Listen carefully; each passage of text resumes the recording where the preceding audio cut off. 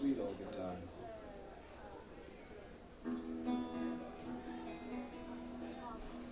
I haven't a clue to what I'm going to play. Maybe I'll just play a blues song. Okay.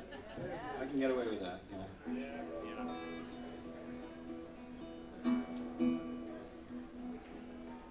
This is a song from Gus Cannon, the famous Gus Cannon, who could play the banjo and a coal-oiled jug, metal jug, strapped to some kind of wire, probably a coat hanger, and a kazoo.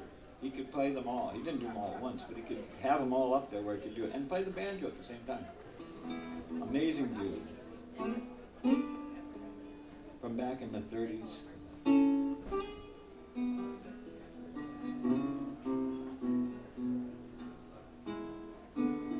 He's had some famous people cover some of his music too. The Grateful Dead covered some. And he wrote a song called Walk Right In, Sit Right Down, Buddy, Let Your Mind Go On. This was a lot more morbid than that. That was just about getting shaky, like from drinking bad booze and, you know, shuddering in an alley somewhere, like you had Parkinson's when you were only 31 years old. So you vibrated apart. Thank you, Prohibition. It was wonderful while it lasted. It was good.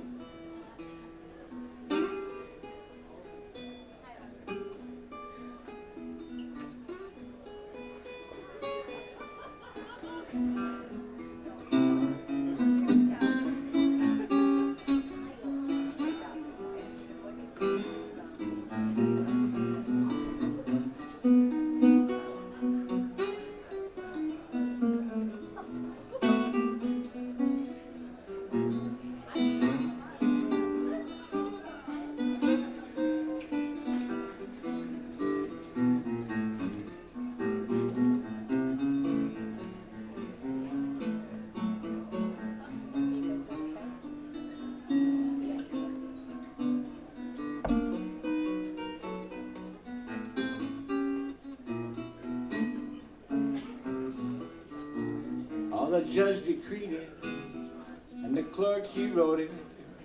The clerk, she wrote it down. The judge agreed it, and the clerk, she wrote it down.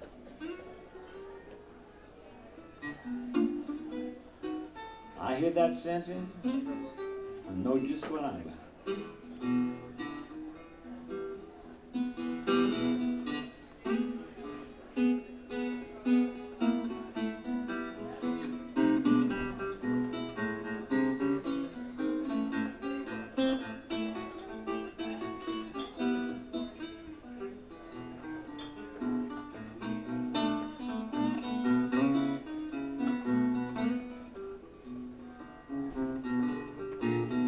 Some got the 6 months, some got a solid year, some got a solid year.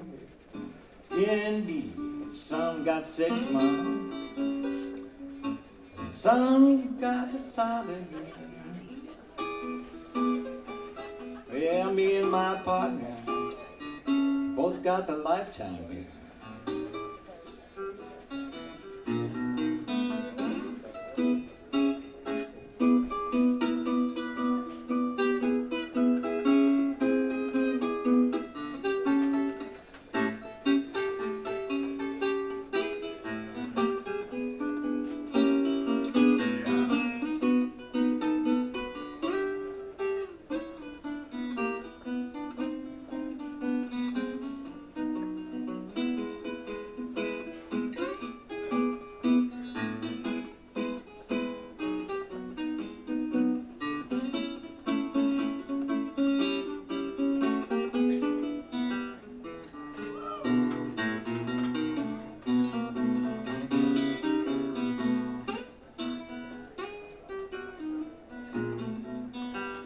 I wrote a letter, I mailed it in the air, I mailed it in the air. Yes, indeed, I wrote a letter, I mailed it in the air.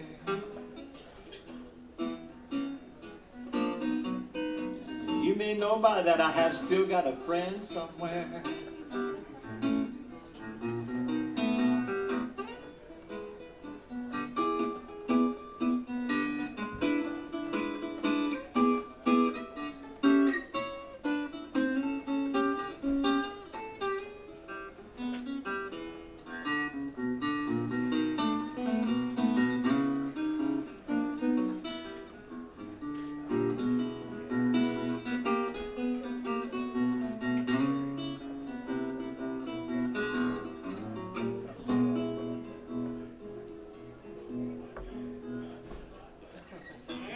Is that what you did? Thank you. It's too much fooling around, I know. It is too much fooling around. But I have been playing a lot of washboard lately, so it is good for my hand to play some guitar, you know, once in a while. It's good. Thanks. Thanks, Al. Okay. I guess I'll play one more and keep things moving here.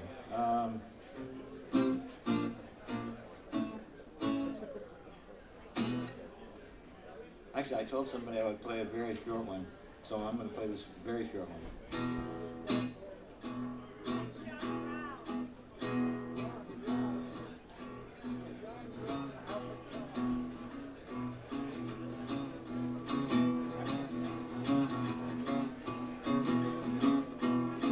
My friend Browne. Check my pimped out ride. You think I'm a jeweler? There's cold steel ice in the built-in cooler. Yeah, feel a stick of jerky, make myself at home. Fire up a cowboy and I'm reaching for the phone. And I'm smoking on the phone, smoking on the phone.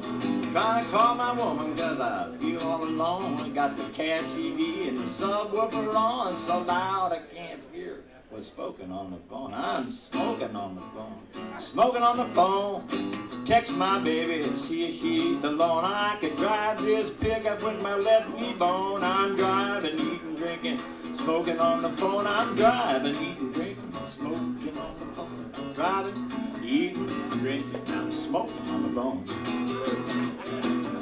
Yeah, drive this highway's like putting on a shoe. I could do it in my sleep. And I have a time or two every morning, every evening I'm doing it alone. That is until I get a hold of sugar on the phone. And I'm smoking on the phone, smoking on the phone. Call that woman cause I'm feeling all alone. I could drive this pickup with my left knee bone. I'm driving, eating, drinking, smoking on the phone. I'm driving, eating, drinking, smoking on the phone. I'm driving, eating, drinking, oh yeah, smoking on the phone. Smoking on the phone, drive this pickup with my left knee bone. I can even run a slalom through the safety cone. Driving, eating, drinking, smoking on the phone. I'm driving, eating, drinking, smoking on the phone. I bet you see me driving, eating, smoking on the phone. Woo, woo, woo! Thanks.